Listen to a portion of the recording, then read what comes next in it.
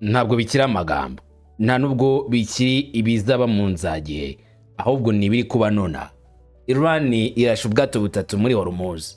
Intambara yo muri Hormuz yabitangiye mu buryo bwihuse, mu buryo butunguranye cyane, ibyo benshi batatekerezaga byari byo bibaye muri uyu muhora wa Hormuz, aho Iran yavuze ngo Leta zimwe za Amerika ikwiriye gushyira iterabwoba kuri iki gihugu cya Iran, kuko Iran ari igenga ibintu byose muri aya mazi.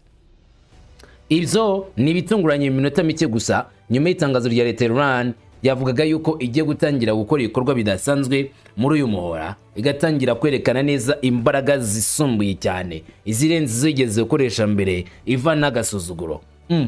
Yego ni bitunguye benshi, ndetse benshi cyane bumva mu mazi ya Hormuz ibibazo biravutse, ariko yari yabateguje. Uburusiya bwo bwanije Amerika kubera Iran. Amerika bavuga ko itakiri igihangaje nka mbere.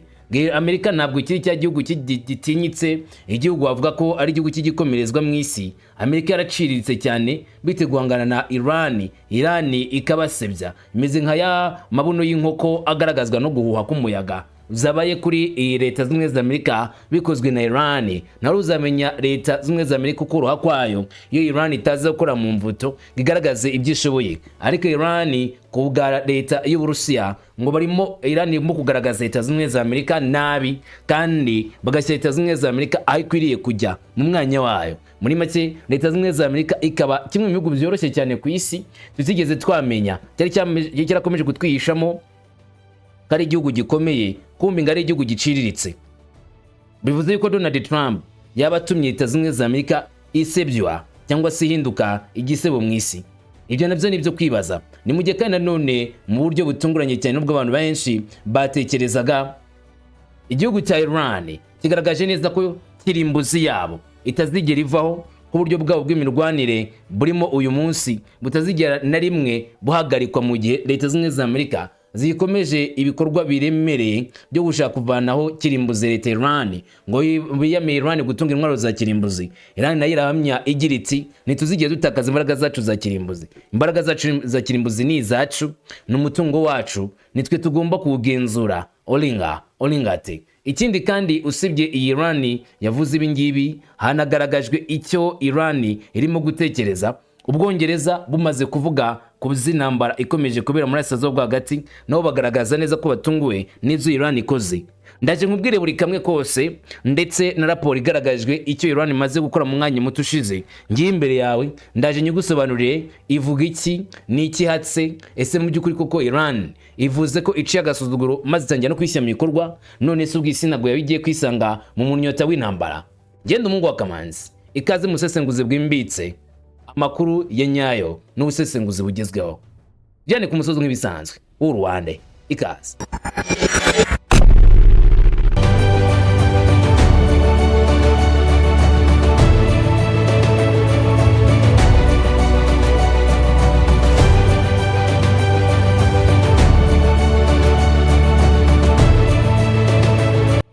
Nivyo ibyabaye muri iki cyerekezo cyangwa se muri iyi minsi bikomeje gutuma benshi bibaza ngo ni biki biri kujya mbere kabayobera.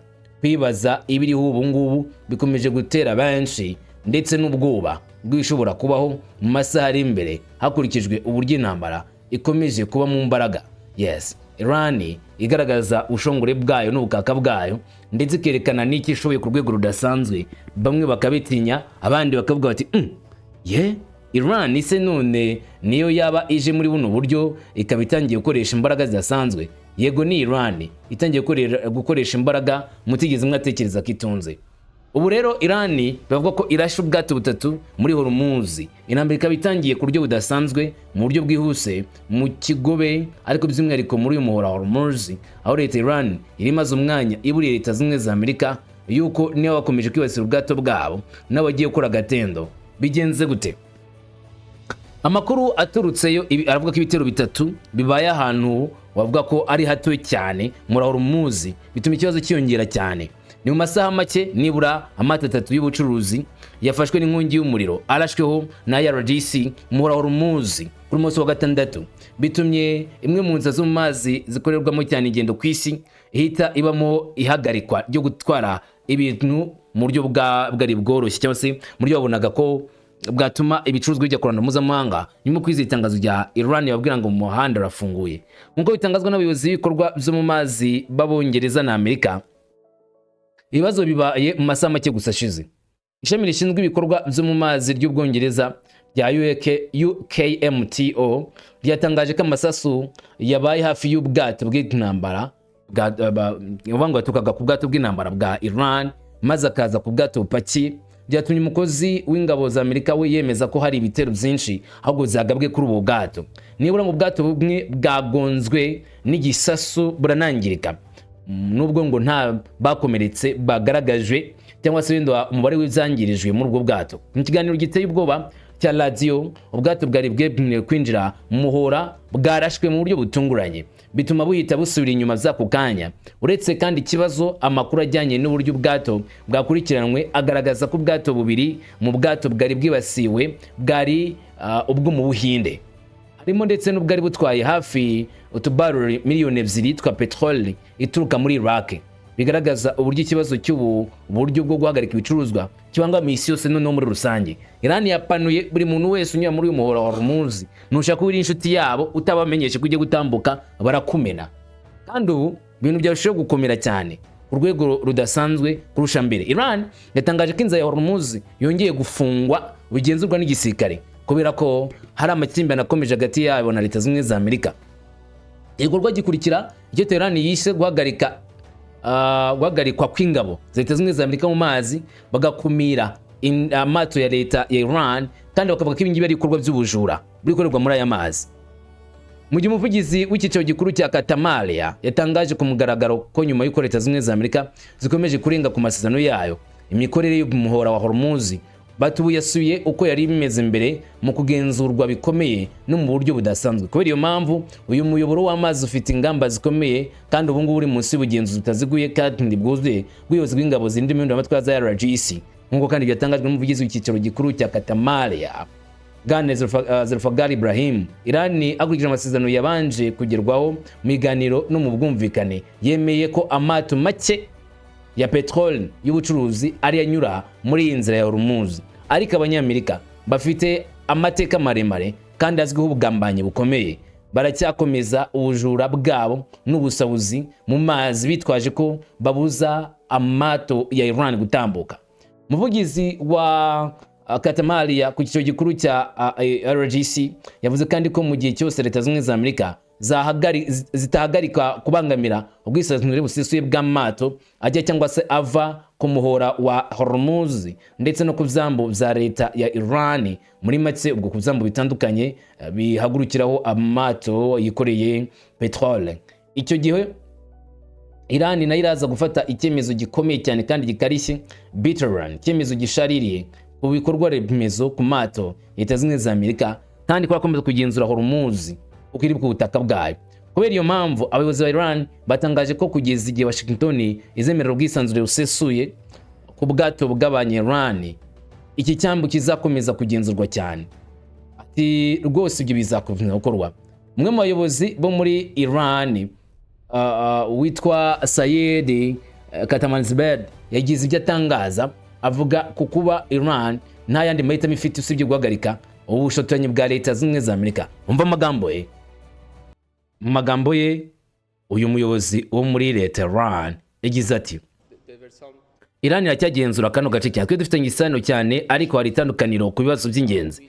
Leta Zunze za Amerika zafashe icyemezo cyo kudutererana ndetse no gushyira igitutu kuri twe. Iyo niyo mpamvu twafashe icyemezo cyo kubanza kurangiza uru rwego rw'ubugambanyi, hanyuma tugakomeza ku nama z'abantu basanzwe. Iyi niyo mpamvu rero bazi neza ko Marshal Olemoni yari i Tehran kuva kwa gatatu nimugoroba kugeza kwa gatanu, kandi hari ubutumwa bwinshi n'inama twagiranye ndetse n'ubutumwa bwanditse. Ntabwo turagira aho dukomeza kujya ku bijyanye wenda n'urwego rwo gukemura bino bibazo hagati yacu n'Abanyamerika, kuko Abanyamerika batebareka igitekerezo cyabo cy'ubugambanyi. Hari ibitekerezo kandi byinshi bishingiye ku byo Iran ikeneye koko, kandi murabizi ko Iran ifite uburenganzira n'inshingano zayo, kandi munsi ye tugomba kumenya tugarukiriza ubushobozi bwacu kujyanye na uranium abanyamerika ubu baragerageza kutavugaho rumwe kuri uranium yacu no gushaka kuyigarurira, ariko ntabwo ibyo ngibyo bihuye n'ubuyobozi bwa IAEA. Buri garama yose yakozwe ku rwego rugenzurwa neza na IAEA, kandi mbere y'ubugizi bwa nabi bwa Amerika bw'ibisasu byatugabweho, IAEA ntabwo yigeze itangaza yuko hari ikibazo dufite cyangwa se ikibazo duteje ku bijyanye n'intwaro za kizimbuzi.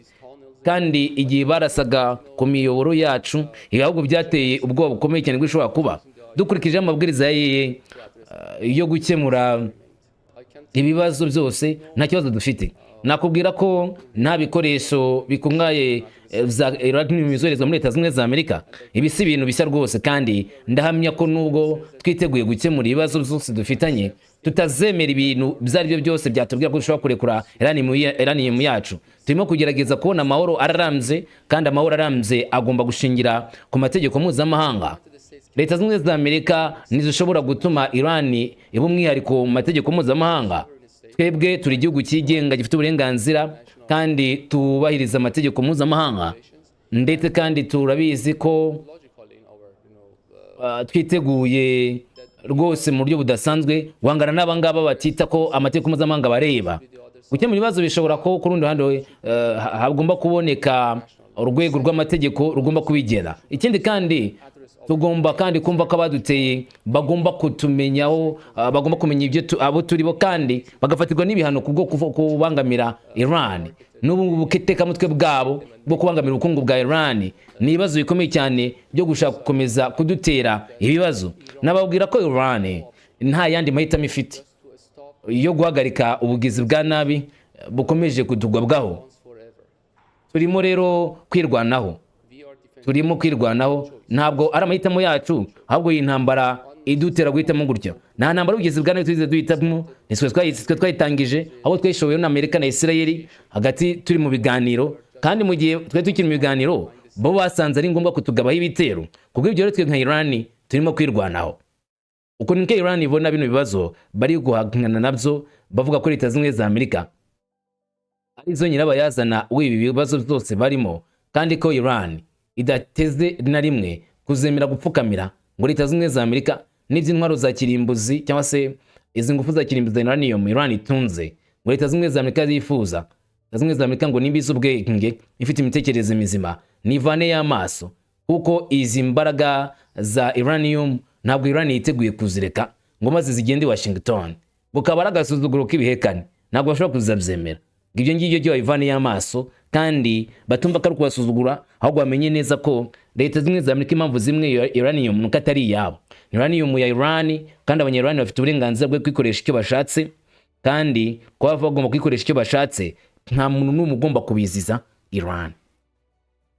Twavugaga rero ku bijyanye n'amato yarashweho.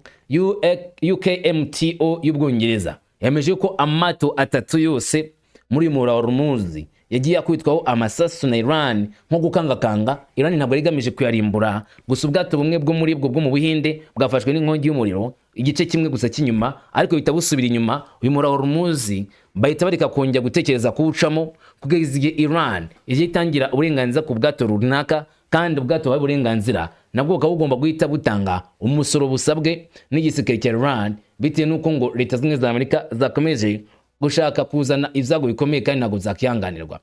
Hanyuma rero Uburusiya bwo bwihanije Amerika kubera Iran. Amerika ngo ntabwo igira igihugu cy'igihangage, niko Sergei Lavrov, Minisitiri w'Ububanyi n'Amahanga w'igihugu cy'Uburusiya, yagaragaje avuga ko igihugu cya Leta Zunze Ubumwe za Amerika muri iyi ntambara bahanganyemo n'igihugu cya Iran, aba bantu bishebeje ku rwego rudasanzwe, ko batakiri babandi batinyitse kwanda mpuzamahanga. Hari ubutumwa bwatanzwe n'abayobozi batandukanye b'Uburusiya, hari byinshi bugaragaza, ndetse benshi bahereye ko bakavuga bati Leta Zunze Ubumwe za Amerika koko zitakaje ububasha bwazo nk'igihugu cy'igihangage kidashyirwa ngaho ku isi by'aka kanya. Ibyo ni ibyavuzwe bivuye i Moscow, bigamije kugaragaza neza ku isura ya Washington DC ku isi yose iri kugenda yangirika. Umudepite umunyamategeko w'Uburusiya yavuze ko Leta Zunze Ubumwe za Amerika zagize ibyago byinshi nyuma y'intambara bagiranye na Iran. Alexei Pushkov, perezida wa komite ishinzwe amakuru mu nteko ishinga amategeko y'Uburusiya, mu ikiganiro yagiranye na TASS, yavuze ko Iran yari irimo kwangiza cyane izina mpuzamahanga rya Leta Zunze za Amerika nk'igihugu cy'igihangaje kandi ibyo bintu bikomeje. Pushkov yavuze amagambo ye adashidikanya, maze ageze kuri Leta Zunze za Amerika, Peskov agira ibyo atangaza ati nta gushidikanya ko Iran irimo kwangiza cyane izina mpuzamahanga rya Leta Zunze za Amerika nk'igihugu cy'igihangaje kubera ubushobozi bwayo bwo kugaba ibitero ku birindiro bya gisirikare bya Amerika, guhagarika inzira ya Hormuz no kugaba ibitero ku nshuti za Amerika muri ako karere. Ni ukuvuga binyuze mu kurwana kwayo gukomeye. Ibi ni ingenzi cyane kuri Washington. Ishusho ya Leta Zunze za Amerika irimo kwiroha mu rwobo. Ati Iran ishobora gutsinda Leta Zunze za Amerika mu buryo bw'uko itazemera Amerika kugera ku ntego yihaye mu ntambara. Bityo rero muri ubu buryo bwa politike, igitekerezo cy'insinzi ya Iran kuri Amerika gishobora gusuzumwa. Alexei Pushkov niyo magambo yavuze. Wabona neza ko iki ari igisebo kuri Leta Zunze za Amerika, kandi izina ry'ubuhangaje rya Leta Zunze za Amerika ririmo gutakarira muri iyi ntambara Iran ikomeje guhangana muri Leta Zunze za Amerika, aho Iran irimo kwihagararaho ndetse igagaragaza n'ubushobozi bwayo, aho igaragara ko ica agasuzuguro ka Leta Zunze za Amerika ikamaze igihe kinini cyane. Ngo ni intambara y'ubushotoranyi Leta Zunze za Amerika yashoye kuri Iran, kandi iyi ntambara Leta Zunze za Amerika zashoye kuri Iran ko Amerika idashoboye kuyitsinda ni ikindi gisebo cyane kuri bo, ndetse n'uburyo bukomeye cyane bashobora gutakarizwaho icyizere amahanga bafatanya na Leta Zunze za Amerika ndetse n'inshuti za Leta Zunze za Amerika, nazo zigasigara zibona ko Leta Zunze za Amerika zitakiri igihugu cy'igihangaje. Bashobora kuvuga bati dufite inshuti wenda yaturinda, inshuti se yadukingira ikibaba mu gihe tubaye duhuye n'ibibazo bikomeye. Ntabwo Amerika iki cya gihugu gishobora gutera umuntu umwete. Amerika ntabwo iki cya gihugu gishobora gutinya ku isi nk'uko ibindi bihugu cyangwa se nk'uko yari imaze iminsi imeze, ahubwo Amerika iraciritse cyane. Alexei Pushkov ikindi yahamije nuko ngo insinzi ya Iran ari igomba gusuzumwa. Gusa amagambo ye yavuze neza ko Leta Zunze za Amerika isura yayo kurana mpuzamahanga iri kwigira mu rwobo. Ngibyo biri guterwa cyane nuko intambara Leta Zunze za Amerika kuri Iran kuyitsinda byabananiye. Nawe niko bibona se? N'abarwanyi bo muri Hezbollah baje kwigiriza nkana ku gihugu cya Israel bakoresheje ubwoko bwa za drone zitandukanye. Ni drone nshya itagira umudriver, kandi ni drone bigoye cyane kuyimenya mu kirere no kuyibona, kandi rero kuyagarika ubwabyo ni ibisa nk'ibidashoboka. Mbaza ngo none izo drone zikora zite? Ubu ngubu wavuga ko izi drone zo zikwisonga mu mirwano ikomeye hagati ya Israel n'umufatanyabikorwa wa Iran ariwe Hezbollah. N'umurwanyi ukomeye cyane muri iyi minsi kwigaragaza. Mutwe twaje intwaro muri Libanoni washyize ahagaragara icyo uvuga ko ari kimwe mu ntwaro zabo zikomeye kandi zigezweho zo kurwanira mu kirere. Izi ni intwaro nziza cyane. Drone yitwa ko idashobora kuvumburwa, bivuga ko ishobora kwirinda radari, kurwanya intambara z'ikoranabuhanga no kuriye ingendo bakubita ku nzu, ikabishobora gutwara ibiro 5 by'ibisasu biturika no gutwara nanone kujyasa kugendera ku birometero byinshi. Niki giteye inkeke kuri drone cya Hezbollah, kandi kabari drone yisha n'ugukwepa radari. Icyo ni kimwe. Ikindi handi ikaba ifite uburyo bwo kurwanya intambara ikoresheje ikoranabuhanga n'ubushobozi bwo gutwara ibintu bigakubita mu nzu. Ikindi kandi n'ubushobozi bwo kugera ku biro 5 by'ubwikorezi bya bombe bishobora kuremerera cyangwa guturikira ahantu ku buryo budasanzwe. Iyo ndege itagira abapilote yari kuwe na Hezbollah mu bitero byinshi byagabwe mu majyaruguru ya Israel kuva ku itariki 13 nta gahenge babaha. Muri iki gitero cyo mu kirere kivugwa ko aricyo cyahitanye abantu benshi ku mezi ashize, Hezbollah bivugwa ko yarashe nibura indege zigera kuri 40 zajya abapilote mu bindiro byinshi bya gisirikari bya Israel biri mu mijyi ihana imbibi n'igihugu cya Israel ndetse na Lebanon. Nkuko inkuru y'itangazamakuru ryo mu karere ibivuga, indege idafite abadriver ifite ubushobozi yakoreshejwe ku nshuro ya mbere igwa kuri Kiryat Shimona mu gace ko muri Israel nyine birumvikana. Iyo zabaye mu gihe urubuga rwa internet rwa Israel Globes rwatangaje ko Hezbollah iherutse gutangira gukoresha indege itagira abapilote zo mu bwoko bwa First Person View cyangwa se FPVT mu kwibasira ibifaru za Israel ndetse no kwibasira abasirikari kuri terre mu majyepfo ya Lebanon. Raporo y'urubuga ivuga ko amashusho yashyizwe hanze na Hezbollah agaragaza indege zitagira abapilote zigenda ku muvuduko mwinshi mu kirere kandi zigakubita ibyo zisanze mu nzira no ku bigo by'abasirikari. Ikindi kandi ngo bitandukanye n'indege zitagira pilote zigenzura kandi zikanagenzura. bivuga ko bene izo ndege zitagira pilote zigenzurwa n'umupilote ureba amashusho yafashwe kuri kamera y'izo ndege. Muri make ni indege zigendana zifite kamera, uyizitwaye akoresheje screen aho yicaye akagenda azigenzurisha amashusho y'izo ndege ziri kumwoherereza mpaka turikije icyo ashaka guturitsa. Buretse gato byumve neza, babigoye cyane cyane ko indege nk'ingi yahusha mu gihe bisa nkaho haba harimo umupilote kandi nta mupilote urimo. Kamera zo kuri iyo ndege ziba zimeze nk'aho umupilote yicayemo, kuko n'ubundi uyitwaye agenda areba ahageze n'icyo ashaka kwibasira, agifata amashusho akagikubita bizi neza. Bivuga ko iyi ntwaro yashyizwe hanze mu buryo bukomeye cyane mu gihe yakoreshejwe muri Ukraine, hanyuma bakarwana akagego rukomeye n'igihugu cya Russia muri Ukraine burumvikana.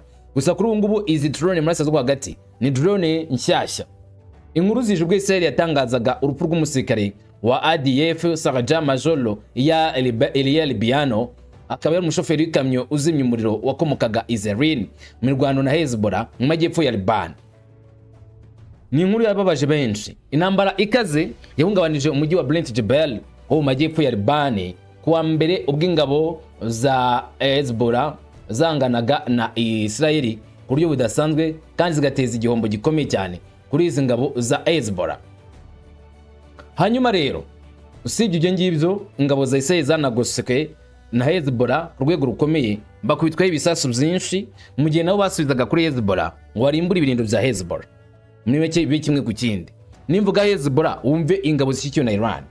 Imirwano iheruka hagati ya ADF na Hezbollah yashoboye gukomera ku rwego rukomeye bitewe n'uburyo Iran nubwo yasa n'yavuye mu ntambara ariko ishyigikiye Hezbollah, kandi Hezbollah ikavuga ko igomba kwihorera kuko ibitero bya Israel byagiye byibasira imijyi myinshi yo muri iki gihugu cya Lebanon ahakorerwa na Hezbollah. Bakavuga yuko nyine igihe nabo kigeze kugira ngo bakomeze birwaneho kandi batange n'igisubizo gihambaye kuri izi nkuru z'intambara ziterwa n'igihugu cya Israel. Muri make Israel yibasira igihugu cya Liban, ubwo ibyo Hezbollah nayo igomba gukora ibishoboka byose ngo ize irengere ubutaka bwabo, irengere Lebanon bitewe n'ibyago yashoweho n'igihugu cya Israel. Ubwo kikaba kibaye kimwe ku kindi. Usibye ibyo ariko nanone ku rundi ruhande, ingabo za Hezbollah zakomeje kugaragaza ubushobozi bwazo ndetse n'ubuhangaje bwazo mu mirwanire ndetse no mu mikorere y'urugamba,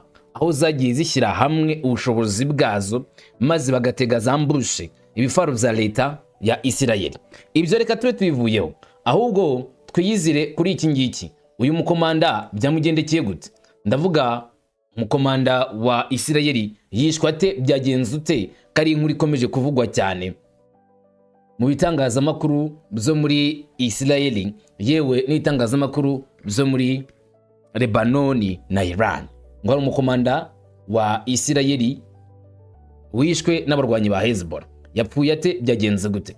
Reka iyi nkuru tuyinjiremo rero nkuko amakuru yo kuri tele abigaragaza, ngo tumenye ngo uyu we byamugendekeye gute kujya abasirikari bakuru bo muri Israel batangiye kubura ubuzima. Israel yavugaga ko iri kugenzura ubu ngubu ibintu ku buryo bugaragara ndetse kugenzura buri kimwe cyose gishobora gutera urupfu, intambara ndetse n'ibyago ku mirongo y'imbere bahanganyemo na Hezbollah. Nimba warakurikiranye uburyo bwana Benjamin Netanyahu aherutse gusura ingabo ze mu majyepfo ya Lebanon, no kuvuga hafi y'umupaka w'igihugu cya Israel na Lebanon, aho yasuye ingabo ze kazibwira ati mukomereza aho ngaho. Ubu ngubu rero imbunda ntabwo zihagaraye ni segonda na rimwe. Intambara hagati ya Israel na Hezbollah yahindutse intambara ku buryo nta ruhande na rumwe rushobora kuvuga ngo rugiye kuva mu ntambara ku buryo bworoshye. Itangazamakuru rya Israel ryisiye intambara igice gishya cy'ahazaza handi hababaza. Nk'uko urubuga rwa internet rwa Israel JDN rubivuga, umusirikare mukuru wa IDF witwa Lieutenant Colonel ufite ipeti rya Lieutenant Colonel yakomerekeye cyane cyane imirwano yabaye mu gace ka Beit Jebel mu majyepfo ya Liban. Ni umusirikari akaba n'umuyobozi wa gatatu w'ingabo za DF wa ukurikiranye cyangwa se umuyobozi wa gatatu mu bayobozi bakuru ba commandement ba bataillon ya 52 wakomeretse kuva intambara yo muri Liban yatangira. Muri make kuva intambara yatangira muri Israel maze gukomerekesha abasirikari benshi, ariko abasirikari bakuru uyu ngo yabayemo uwa gatatu uyoboye bataillon 52 wakomeretse bikomeye, nago bizoroshye yakomerekeye bikomeye cyane muri iyi ntambara mu majyepfo ya Liban, Brent Bell, aho nyine yibasiwe ku buryo bukomeye, maze inkuru mbi gataha i Tel Aviv. Bati wa musikari wacu murabizi byamubayeho, batiki bati hafi gupfa, abanya-Libani aba Hezbollah bamwatatse bamutera igisasu, none tumuzanya ari intere. Iyi nkuru yabaje benshi makurikirana ibitero bya Israel kandi bayishyigikira, kuko bibaje yuko bishobora kuba bigiye kubinuza kuba bibi cyane, kandi kaba byaca intege abasikari batoya bafashe umututu w'imbunda ngo barwane muri iki gihugu cya Lebanon, aho bari kubutaka bw'iki gihugu nyine birumvikana. Intambara ikomeye hagati ya Hezbollah ishyigikiwe na Iran n'ingabo za DF irimo kubera muri Beit Jabel, mu gihe intumwa za Liban na Israel zagiranye ibiganiro vya mbere vya diplomasi mu myaka 10 ishize, akaba bakoze ibyo biganiro biri kubera i Washington DC muri Leta Zunze za Amerika. Umunyamabanga wa Leta Zunze za Amerika Marco Rubio yagiranye ibiganiro i Washington na ambasaderi wa Israel muri Amerika Yakir Laitha hamwe na ambasaderi wa Liban muri Amerika. Bikaba byari ibiganiro bikomeye cyane nkuko byagaragajwe, byari ibiganiro byitaweho n'impande zombi, impande ebyiri birumvikana bashakaga kwita cyane kurangiza aya matati, kurangiza ibi bibazo. Ambasaderi wa Israel na ambasaderi wa Leta Zunze za Amerika kuganira kwabo kwari ukurebera hamwe uburyo barangiza ibibazo by'intambara. Gusa ariko amakuru akavuga yuko Netanda Hamada Abadi nawe yishimiye ibi ngibi, atwishimiye kwifatanya n'ibihugu bibiri biri muri Leta Zunze za Amerika zifuza kujyana umubano ukomeye, kandi twishimiye cyane gukora muri uyu murimo uwo ukomeye. Aya ni amahirwe y'amateka, turabyumva ko ubu ngubu turimo kurwanya intambara imaze imyaka myinshi. Marco Rubio ni ukuvuga ati turimo kubyumva ko turimo kurwanya amateka n'ingorane byatugejeje kuri iki kibazo cy'intambara, ariko twageze ku merwe yo kuganira. Ati muvuga ibibazo kubijyanye no guhagarika imirwano, ibi ni byinshi cyane twavuga. Ibi bivugwa ko tugomba gusoza burundu imyaka 20 yo gushyamirana cyangwa se 30 kuri ubu. Byagize ingaruka kuri aka gace k'isi kandi hangiritse byinshi, ahubwo kandi si byangitse gusa, n'abaturage benshi ba Liban bahuye n'ibibazo. Tugomba kwibuka ko abaturage ba Liban ari abahohotewe ndetse n'ibyabayeho. Abaturage ba Liban ni abahohotewe n'ibitero bya Iran, kandi ibi bigomba guhagarara. Rero icyizere cyacu hano, kandi nzi ko kizaba icyizere cyiza, nuko iyi nzira izakemura ibibazo by'intambara ikomeye, kandi mu masaha 6 ari imbere muraza kubona igisubizo cyabyo. Ariko dushobora no gutangira gutera imbere kugira ngo dushyireho uburyo ibintu byiza bishobora kubaho, ikintu cyiza cyazana amahirwe yo guhuza abanya-Libani n'abanya-Israel, maze umutuzo ukaboneka. Aya ni amagambo ya Marco Rubio, umunyamabanga wa Leta Zunze za Amerika mu banki n'amahanga, wari umwe mu bahagarariye ibiganiro yikomeje kujya mbere muri iki gihugu cya Leta Zunze za Amerika i Washington DC.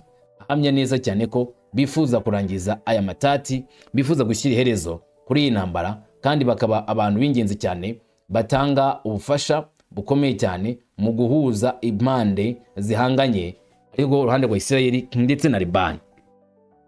Ubwo tuvuye kuri ibi bijyanye n'umukomanda ndetse n'intambara iri kubera hagati ya Hezbollah na Israel, reka twimukira ahangaha. Trump gufungura Hormuz byamunaniye, akaba ashaka ibindi biganiro.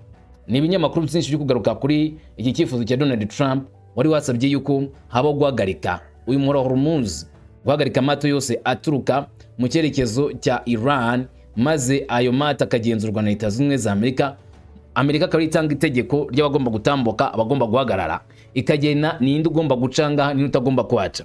Ibi byatumwe abantu benshi ngo Leta Zunze za Amerika zavugaga ibyiri jambo. Gusa ariko byongeye gutungurana cyane kubwo icyifuzo cya Donald Trump kiteye kuvugwaho rumwe n'abantu benshi.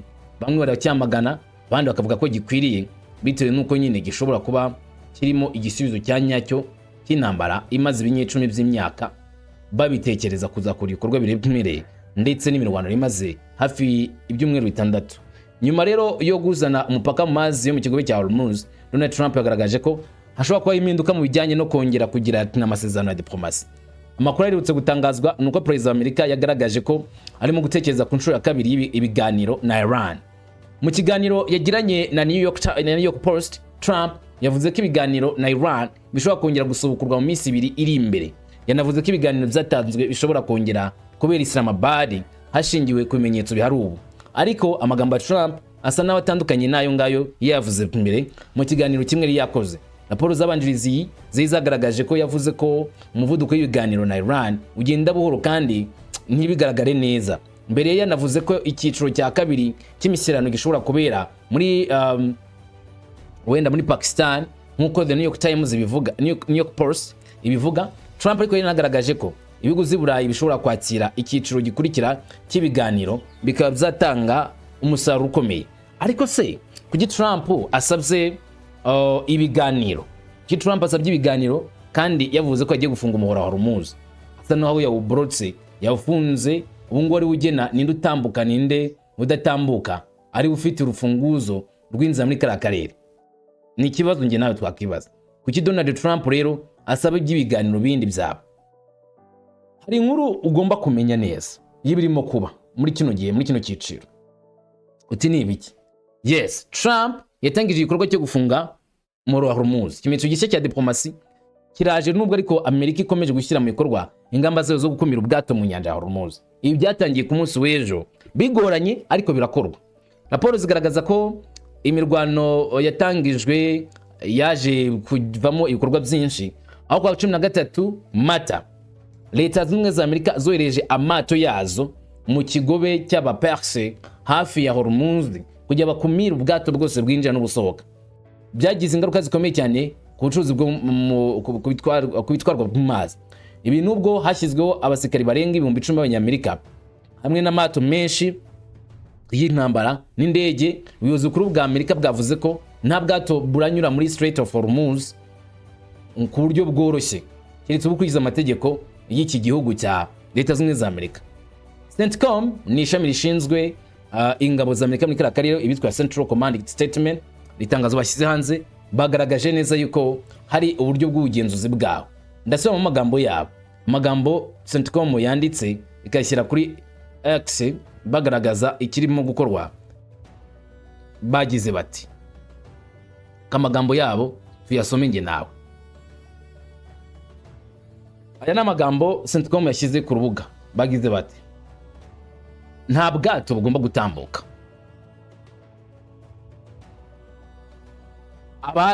Abasirikari b'Abanyamerika barenga 10,000, abasirikare barwanira mu kirere n'abamarine, amato y'intambara arenga 12 n'indege nyinshi barimo gukora ubutumwa bwo guhagarika amato nasohoka ku byambo bya Iran. Mu masaha 24 ya mbere nta mato yashoboye kurenga iyo nzitizi yacu twashyizeho, kandi amato 6 y'ubucuruzi yubahirije amabwiriza yacu yo guhindukira ngo yongere kwinjira mu cyambu cya Iran no mu kigobe cya Oman. Inzitizi iri gushyirwa mu bikorwa nta kubogama ku mato y'ibihugu zose yinjira cyangwa se asohoka mu cyambu cya Iran no ku nkengero z'inyanja z'abaperse. Harimo kandi n'ibyambu zose bya Iran biri mu kigobe cya Arabia no ku kigobe cya Oman. Ingabo za Amerika zishyigikiye ubwisanzure bwo kugenda kwa mato anyura mu muhora wa Hormuz ava cyangwa ajya mu byambu bitari bya Iran.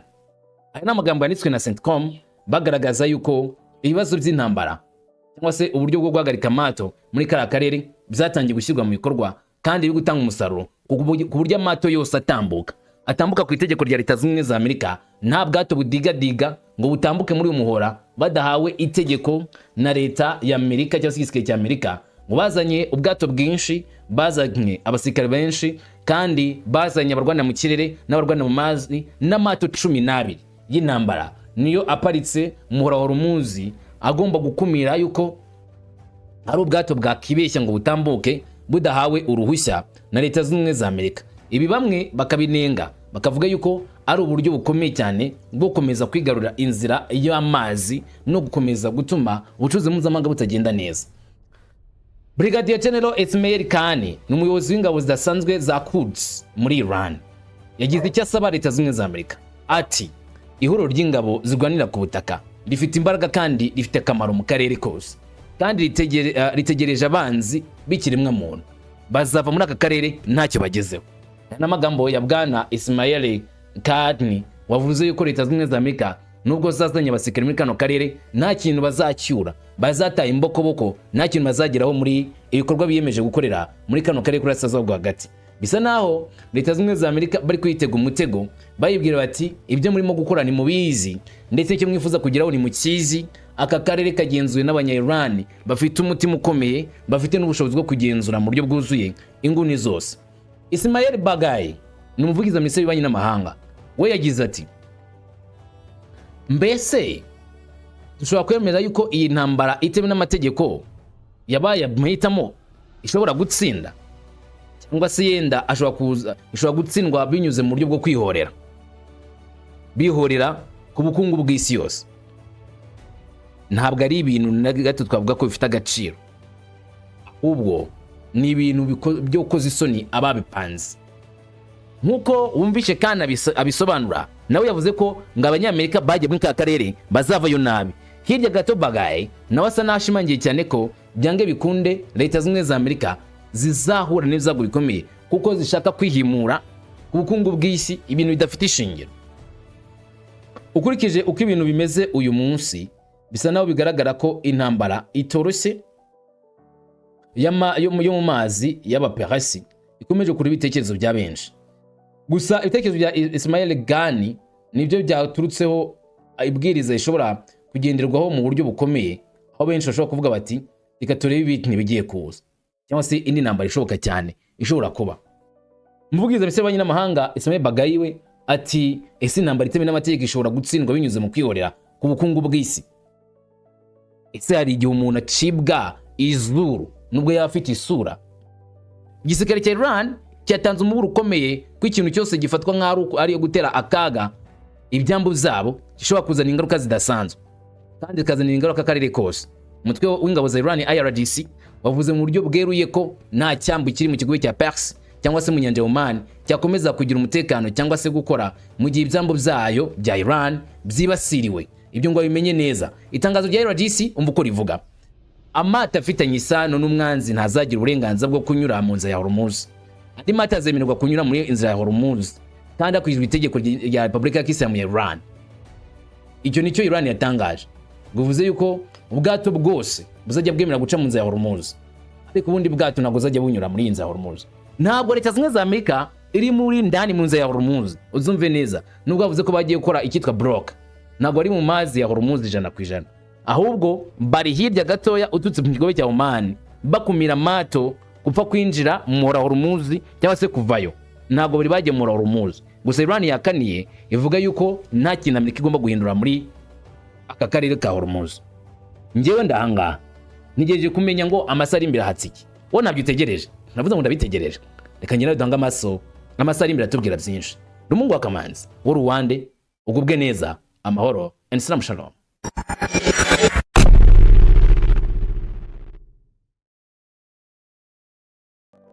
Abasirikari